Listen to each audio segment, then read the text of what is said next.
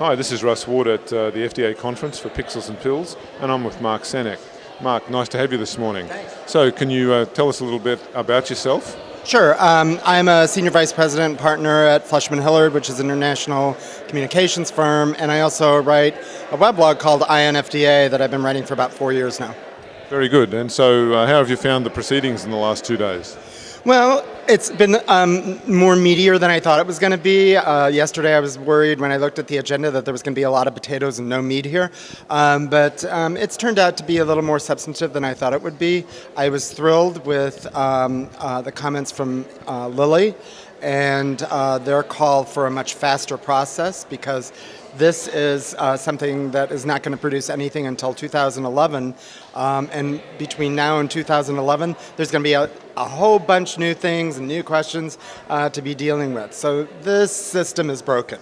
And this is not a good way to be devising regulation.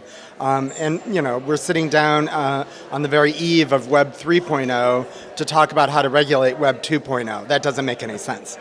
And so speaking of representation and communication about Web 2 and 3, do you think there's been enough coverage from the media here? Well, there's a lot of media interest, but the media couldn't get in. I know I talked to one AP reporter who called and was going to come and was told because he didn't register he can't come. And I know that some people were having film crew problems. There's no media room here, and oddly enough, in a meeting about social media, you can't access the internet from inside the room because there's no Wi-Fi or phone signal to even be able to tweet on your phone.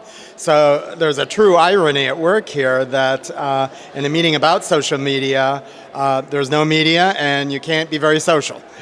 So some takeaways for the FDA, I'm sure. Right. So in closing, is there anything else you'd like to wrap up with?